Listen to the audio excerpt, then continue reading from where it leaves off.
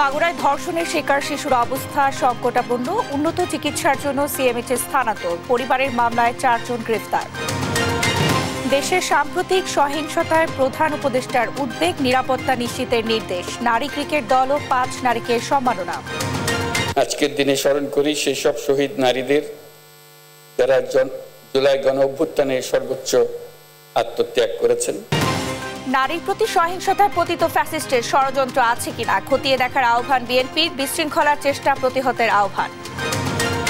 রাজধানীর নিরাপত্তায় auxiliary force নিয়োগ দিচ্ছে ডিএমপি, নিজ দায়িত্বে বাসাবাড়ি সুরক্ষার পরামর্শ, বনশ্রীর ঘটনায় গ্রেফতার 6। চলতি বছরের শেষে বা 2026-এর জানুয়ারিতে নির্বাচনের ঘোষণা, মিয়ানমার জান্তার অংশ নিচ্ছে 53টি রাজনৈতিক দল, সুষ্ঠু ভোটই বড় চ্যালেঞ্জ। এবং চ্যাম্পিয়ন্স ট্রফির ফাইনালে ভারত নিউজিল্যান্ড দ্বৈরথকাল, নিজেদের সেরাটা দিয়ে চ্যাম্পিয়ন হতে চায় দুদলই। সংবাদ রাতে দেখছিলেন সংবাদ শিরোনাম, সঙ্গে আছে আমি শারমিন নাসি। এবারে বিস্তারিত। মাগুরায় ধর্ষণের শিকার 8 বছরের শিশুর শারীরিক অবস্থা অতি সংকটাপন্ন, এখনো জ্ঞান ফিরেনি বলে জানিয়েছেন চিকিৎসকরা। উন্নত চিকিৎসার জন্য তাকে ঢাকা সিএমএইচে নেওয়া হয়েছে। এদিকে ধর্ষণের ঘটনায় শিশুটির বোনের স্বামী, শ্বশুর, শাশুড়ি ও ভাসুরকে আসামি করে মামলা করেছে ভুক্তভোগী পরিবারটি। ইতোমধ্যে তাদের গ্রেফতার করেছে পুলিশ। অন্যদিকে মেয়েটির পরিবারকে সার্বিক সহায়তার আশ্বাস দিয়েছেন বিএনপির ভারপ্রাপ্ত চেয়ারম্যান তারেক রহমান। আলিমুজ্জামান সাফওয়ানের রিপোর্ট। বোনের বাড়িতে বেড়াতে বোনের শ্বশুরের পৈশাচিকতার শিকার শিশুটি এখন মৃত্যুর সঙ্গে পাঞ্জা লড়ছে। শরীরের বিভিন্ন স্থানে ক্ষত নিয়ে যন্ত্রণায় কাতরাচ্ছে হাসপাতালের বিছানায়। শিশুটির মায়ের অভিযোগ, পাশবিক নির্যাতনে জড়িত বড় মেয়ের শ্বশুর হিটু শেখ, শাশুড়ি জায়দা খাতুন, মেয়ে জামাই সজীব ও ভাসুর রাতুল শেখ। শনিবার তাদের বিরুদ্ধে মামলা করা হয় মাগুরা সদর থানায়। আমার মনে যে শাস্তি দিয়ে এই জঘন্য কাজ করেছে, এই শাস্তির বিচার চাই। আমার কথা যে তাদের একবারে ফাঁসি দিয়ে দিক, যাতে আর কোনো মা বোনের দিকে এরকম চোখ তুলে না থাকে। অতটুকু বাচ্চা যে কিভাবে এরকম অত্যাচার করেছে হয়তো আপনারা দেখতেছেন, কিন্তু পুরোটা তো দেখেন নেই যে তার কত বিক্ষত যে কতগুলো ব্লেডে আঘাত করেছে। এদিন নির্যাতিত শিশুর মায়ের সঙ্গে ফোনে কথা বলেন বিএনপির ভারপ্রাপ্ত চেয়ারম্যান তারেক রহমান। পরিবারটিকে সব ধরনের সহায়তার আশ্বাস দেন তিনি। চিকিৎসার জন্য যেসব ব্যবস্থা নেওয়া উন্নত চিকিৎসার জন্য শিশুটিকে ঢাকা মেডিকেল থেকে নেওয়া হয়েছে ঢাকা সিএমএইচে। ঢাকা মেডিকেলের পরিচালক জানান শিশুর অবস্থা সংকটাপন্ন। বাচ্চাটার পরিস্থিতি এখন আসলে একটু খারাপের দিকেই, তাকে ভেন্টিলেটরে রাখা হয়েছে। তার পরিস্থিতি অবনতি হয়, তাকে আমরা গতকাল রাত 9টার দিকে ভেন্টিলেটরে রেখেছি। সে যে স্টেজে চলে গেছে, মানে আমরা আসলে স্পেসিফিক্যালি এখন বলতে পারছি না। আমি ডাক্তারদের সাথে কথা বলেছি এ ব্যাপারে, ওনারা খুব বেশি আশাবাদী না। দুপুরে তার চিকিৎসার খোঁজ খবর নিতে আসেন মহিলা ও শিশু বিষয়ক উপদেষ্টা শারমিনেস মুর্শিদ। অপরাধীদের কঠোর সাজা নিশ্চিতের আশ্বাস দেন তিনি। এই কেসটা is a clear cut case. এখানে এভিডেন্স আছে, ঘটনার প্রমাণ আছে, এবং এটাকে কিছুতেই আমরা হাতছাড়া হতে দেব না। এবং প্রথম কথা হচ্ছে যে আইনের আওতায় আনতে হবে, এবং তাদেরকে অ্যারেস্ট করা হয়েছে, কোনোভাবেই যেন তারা ছাড়া না পায়, সেটা আমিও নজরদারি রাখবো, আপনাদেরকেও বলবো নজরদারি রাখতে। এদিকে মামলার পর হেফাজতে থাকা 4 জনকে গ্রেফতার দেখিয়েছে পুলিশ। শনিবার অভিযুক্তদের বাড়িতে জড়ো হয়ে বিক্ষোভ করেছে স্থানীয়রা। আলিমুজ্জামান সাফওয়ান, দেশ টিভি, ঢাকা। পটুয়াখালীর কলাপাড়ায় মাদ্রাসা পড়ুয়া এক শিশুকে ধর্ষণ চেষ্টার অভিযোগে এহসান মৃধা নামের এক বৃদ্ধকে গ্রেফতার করেছে পুলিশ। শনিবার দুপুরে উপজেলার ধানখালী ইউনিয়নের পশ্চিম লোন্দা গ্রামের নিজ বাড়ি থেকে তাকে গ্রেফতার করা হয়। গেল বুধবার শিশুটি খাবার খেতে এহসান মৃধার বাড়িতে যায়। এহসান তাকে বেশি বড়ই দেওয়ার কথা বলে ধর্ষণের চেষ্টা চালায়। এদিকে চট্টগ্রামের সীতাকুণ্ডে ঘুরতে গিয়ে দলবদ্ধ ধর্ষণের শিকার হওয়ার অভিযোগ করেছে স্থানীয় কলেজ শিক্ষার্থী। দুপুরে এক বন্ধুর সঙ্গে গুলিয়াখালী সি বিচ এলাকায় ঘুরতে যায় শিক্ষার্থী। এ সময় 4 যুবক তাকে জোর করে উপকূলীয় বনের বাগান এলাকায় নিয়ে যায়। বন্ধুকে মারধর করে গাছের সাথে বেঁধে রেখে তরুণীকে পাশবিক নির্যাতন করে। পরে স্থানীয়দের সহযোগিতায় পুলিশ মেয়েটিকে উদ্ধার করে।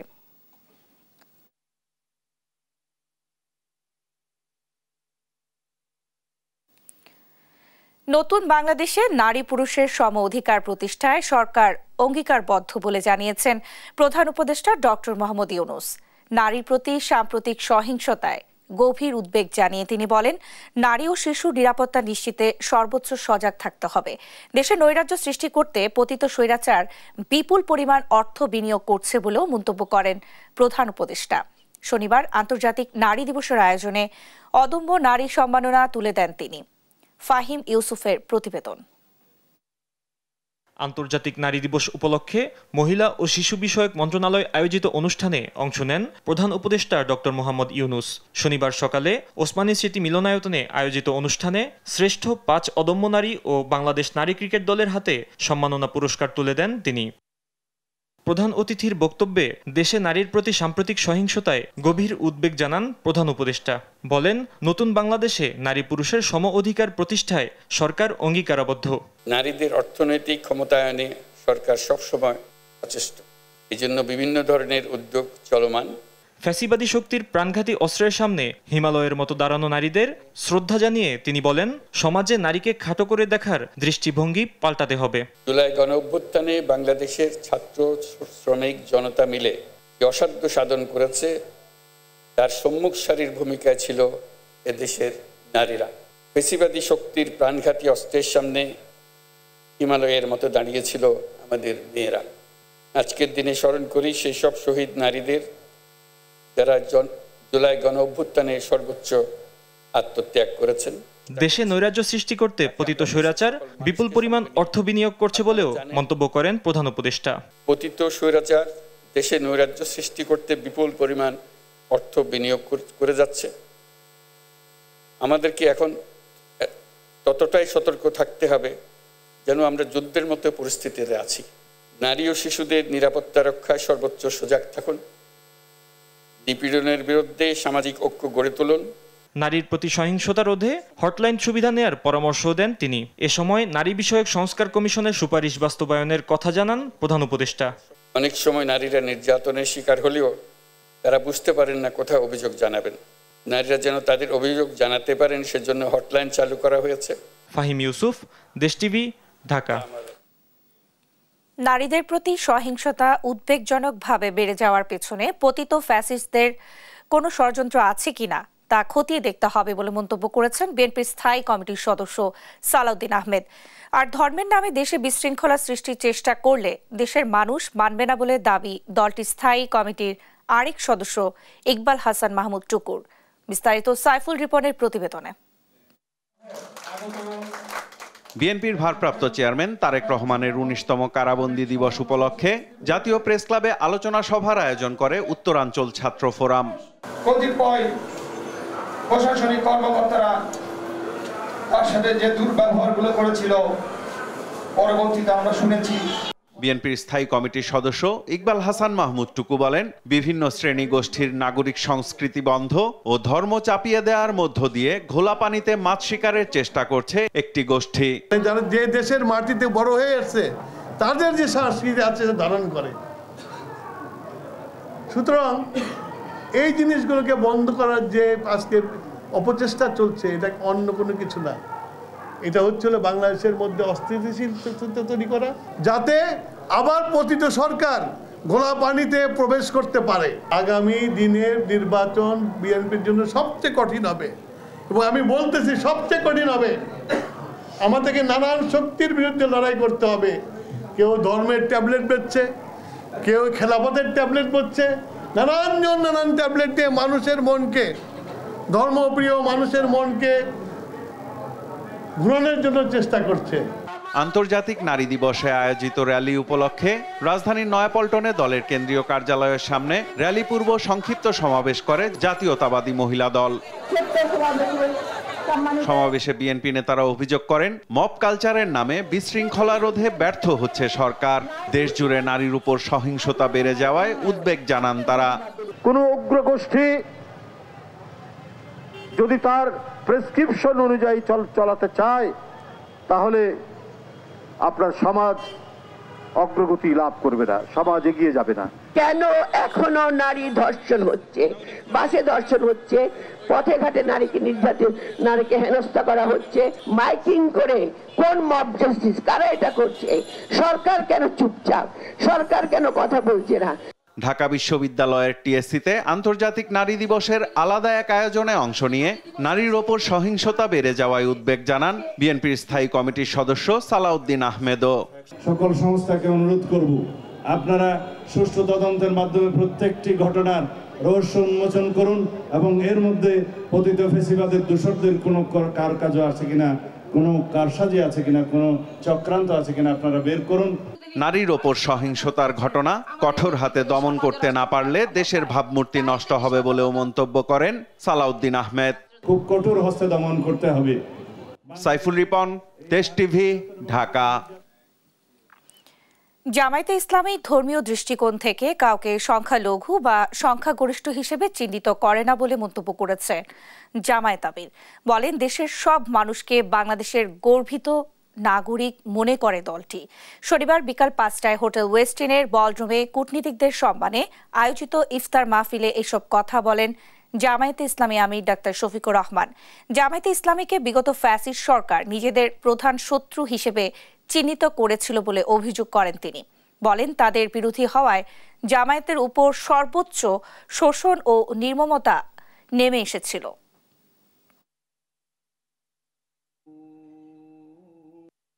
We believe that a truly fair political system is essential for sustainable peace and development of the country. It is our duty to ensure that every voice is heard, every community is represented, and every citizen has the opportunity to contribute to the nation's progress.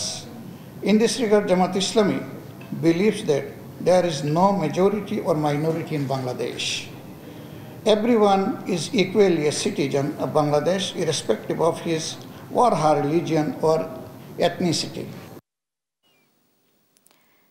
বিগত সময়ে বাংলাদেশে গণতন্ত্র ছিল না, তাই নতুন সরকার পেতে গণতন্ত্রের পথে হাঁটতে হবে বলে মন্তব্য করেছেন সাবেক মার্কিন রাষ্ট্রদূত উইলিয়াম বি মাইলাম। আর বাংলাদেশে মানবাধিকার পুনরুদ্ধারে যারা কাজ করছে, যুক্তরাষ্ট্র তাদের পাশে থাকবে বলে জানান আরেক সাবেক কূটনীতিক জন এফ ডেনিলোভিচ। যা কিছু হোক না কেন, বাংলাদেশের সঙ্গে যুক্তরাষ্ট্রের সম্পর্ক ইতিবাচকই থাকবে বলে আশাবাদী তিনি। কায়েস রাহাতের রিপোর্ট, জানাচ্ছেন আলী আক্কাস আকাশ। শনিবার সকালে রাজধানীর Bangladesh institute of international and strategic studies BIISS মিলনায়তনে নতুন ভোরের পথে ঢাকা গণঅভ্যুত্থানের পরবর্তী বাংলাদেশ যুক্তরাষ্ট্র সম্পর্কের নতুন গতিপথ নিয়ে এক সংলাপ অনুষ্ঠিত হয়। এতে বাংলাদেশ যুক্তরাষ্ট্র সম্পর্কের পরিবর্তনশীল গতিপথ, কূটনীতি, শাসন ব্যবস্থা, নিরাপত্তা, সহযোগিতা এবং ইন্দো প্যাসিফিক অঞ্চলে ভূরাজনীতি নিয়ে কথা বলেন বাংলাদেশে নিযুক্ত যুক্তরাষ্ট্রের সাবেক রাষ্ট্রদূত উইলিয়াম বি মাইলাম এবং দেশটির সাবেক কূটনীতিক জন এফ ডেনিলোভিচ। বাংলাদেশের বিগত সরকারের ব্যর্থতার কারণ তুলে ধরেন উইলিয়াম বি মাইলাম। বলেন, বর্তমান সরকার প্রধান গণতন্ত্রের পথেই হাঁটছেন, সংস্কারের বিষয়ে তিনি একাই যথেষ্ট। I could see what she was doing. She was slowly taking democracy away. And, you know, it got to the point where there were no elections, really. An election was called, but it never really happened. And the only way it could have been stopped, I think, peacefully, is for the government to have been voted out, and that's up to the people who vote. ভারতকে বাংলাদেশের সঙ্গে বর্তমান বাস্তবতা মেনেই সম্পর্ক বজায় রাখতে হবে বলে মন্তব্য করেন John F Danilovich. All of this disinformation that's being spread about Bangladesh and that's being spread about those who advocate for democracy and human rights says more about the people telling the lies than it says about those of us here in this room who want to help Bangladesh build a better future. বাংলাদেশের গণতন্ত্র ও মানবাধিকার নিয়ে যুক্তরাষ্ট্র চিন্তিত উল্লেখ করে ডেনিলোভিচ বলেন, যে কোনো পরিস্থিতিতে দুদেশের সম্পর্ক ইতিবাচক থাকবে। আলী আক্কাস আকাশ, দেশ টিভি, ঢাকা। ছাত্র জনতার বাধায় পণ্ড হয়ে যায় জাতীয় পার্টি ঢাকা মহানগর উত্তরের ইফতার মাহফিল। মাহফিলের ব্যানার ছিঁড়ে স্বৈরাচারের দোসর উল্লেখ করে নানা স্লোগান দেন বিক্ষোভকারীরা। শনিবার বিকেলে রাজধানীর পল্লবী 2 নং ওয়ার্ড কমিউনিটি সেন্টারের সামনে ব্যানার ছিঁড়ে আগুন ধরিয়ে দেন বিক্ষুব্ধ জনতা। আওয়ামী লীগের দালালি করে কিভাবে জাতীয় পার্টি এখনো রাজনীতি করতে আসে বলে ক্ষোভ প্রকাশ করেন তারা। পরে রাজনৈতিক আলোচনা না করার শর্ত দিয়ে শুধু ইফতার করতে বলেন বিক্ষোভকারীরা। জাতীয় পার্টির নেতাকর্মীরা বারবার তাদেরকে শান্ত করার চেষ্টা করেও ব্যর্থ হয়ে পড়ে আলোচনা স্থগিত করেন। পরে মূল অনুষ্ঠানস্থল বাদ দিয়ে নিচ থেকে ইফতার বিতরণ করে জাতীয় পার্টি। মাহফিলে প্রধান অতিথি হিসেবে উপস্থিত থাকার কথা ছিল দলের চেয়ারম্যান GM কাদেরের, তবে হট্টগোলের খবর পেয়ে তিনি আর আসেননি। তারা তিনটা অবৈধ নির্বাচন, গুম, খুন, দুর্নীতি প্রত্যেকটা বিষয়ের পিছনে তাদের ইন্ধন ছিল। ছাত্রদের বিরুদ্ধে তারা বিবৃতি দিয়েছিল। আমাদের ছাত্র সমাজ কোনো ইফতার পার্টিকে বিরোধিতা করতে আসে নাই। এই জাতীয় পার্টির নাম করে যারা এখানে একটা রাজনৈতিক পরিকল্পনা করার চেষ্টা করছে তাদেরকে প্রতিহত করতে এসেছে। জাতির বৃহত্তর স্বার্থে এমন কোনো কাজ করতে রাজি না যে জাতীয় পার্টির দ্বারা বা জাতীয় পার্টির কর্মী দ্বারা দেশ এবং একটা অশান্তি বিরাজ করুক। না, আপাতত আলোচনা আজকে আর হচ্ছে না। রাজধানীর বনশ্রীতে স্বর্ণ ব্যবসায়ীকে গুলি করে ছিনতাইয়ের ঘটনায় 6 জনকে গ্রেফতার করেছে ঢাকা মহানগর গোয়েন্দা পুলিশ। উদ্ধার হয়েছে লুণ্ঠিত স্বর্ণালংকার, স্বর্ণ বিক্রির টাকা ও ছিনতাইয়ে ব্যবহৃত অবৈধ অস্ত্র। ছোটখাটো অপরাধ ঘটলেও আইনশৃঙ্খলা নিয়ন্ত্রণে আছে দাবি করে ডিএমপি কমিশনার বলেন, নিরাপত্তার কাজে অক্সিলারি ফোর্স হিসেবে বেসরকারি নিরাপত্তা কর্মীদের যুক্ত করা হচ্ছে। ঈদের সময় নিজ দায়িত্বে বাসাবাড়ির নিরাপত্তা নিশ্চিতের পরামর্শ দেন ডিএমপি কমিশনার। আলিমুজ্জামান সাফওয়ানের রিপোর্ট। 23 ফেব্রুয়ারি রাত 10টা রাজধানীর বনশ্রী এলাকায় ব্যবসা প্রতিষ্ঠান বন্ধ করে বাড়ি ফিরছিলেন স্বর্ণ ব্যবসায়ী আনোয়ার হোসেন। বাড়ির সামনে পৌঁছলে তাকে গুলি করে 200 ভরি স্বর্ণালংকার ও নগদ টাকা ছিনিয়ে নেয় দুর্বৃত্তরা। পরে ঘটনার ভিডিও ফুটেজ সামাজিক যোগাযোগ মাধ্যমে ভাইরাল হলে তৎপর হয়ে ওঠে আইন শৃঙ্খলা রক্ষাকারী বাহিনী। চাঞ্চল্যকর এই ঘটনায় 6 পেশাদার ডাকাতকে গ্রেফতার করেছে পুলিশ। শনিবার দুপুরে ডিএমপি মিডিয়া সেন্টারে এক ব্রিফিংয়ে ডিএমপি কমিশনার জানান, 2 রাউন্ড গুলিসহ অস্ত্র, স্বর্ণালংকার ও নগদ টাকা, মোটরসাইকেল উদ্ধার করা হয়েছে। এই ঘটনায় 7 জন জড়িত ছিল, তার মধ্যে আমরা 6 জনকে গ্রেফতার করতে সক্ষম হই এবং ঘটনায় ব্যবহৃত অস্ত্রটিও আমরা উদ্ধার করি। 2 রাউন্ড গুলিসহ, সাথে স্বর্ণ, বিক্রিত স্বর্ণের মূল্যবান 2,44,000 টাকা এবং একটি ব্যবহৃত মোটরসাইকেল উদ্ধার করি। তার দাবি, ছিনতাইয়ের মতো কিছু স্ট্রিট ক্রাইম ছাড়া রাজধানীর আইন শৃঙ্খলা পরিস্থিতি নিয়ন্ত্রণে আছে। ঢাকা মহানগরীতে বড় ধরনের অপরাধ, খুন, ডাকাতি, এই ধরনের অপরাধের সংখ্যা খুবই কম। ইদানিং কিছু স্ট্রিট পেটি নেচার অপরাধ হয়। ঈদের সময় নিজ দায়িত্বে বাসাবাড়ির নিরাপত্তা নিশ্চিতের পরামর্শ দেন ডিএমপি কমিশনার। সেই সঙ্গে আবাসিক এলাকা ও শপিং মলের নিরাপত্তায় অক্সিলারি ফোর্স হিসেবে বেসরকারি নিরাপত্তা কর্মীদের যুক্ত করার কথাও বলেন তিনি। ঢাকাবাসী অনেকেই গ্রামে তাদের নিকটজনদের সাথে ঈদ উদযাপনের জন্য চলে যাবে। আপনাদেরকে অনুরোধ করতে চাই, দয়া করে আপনারা যখন বাড়ি যাবেন তখন আপনার বাড়ি, ফ্ল্যাট, দোকান, ব্যবসা প্রতিষ্ঠান, এটি একটি নিরাপত্তা ব্যবস্থা নিজ দায়িত্বে করে যাবেন। আমার মেট্রোপলিটন পুলিশের আইন বলে তাদেরকে অক্সিলারি পুলিশ ফোর্স হিসাবে নিরাপত্তা, যারা প্রাইভেট নিরাপত্তার লোকেরা আছে ওনাদেরকে আমি নিয়োগ দিচ্ছি। অভিযান পরিচালনার নামে কেউ মব তৈরির চেষ্টা করলে কঠোর ব্যবস্থা নেওয়ার হুঁশিয়ারি দেন ডিএমপি কমিশনার। আলিমুজ্জামান সাফওয়ান, দেশ টিভি, ঢাকা।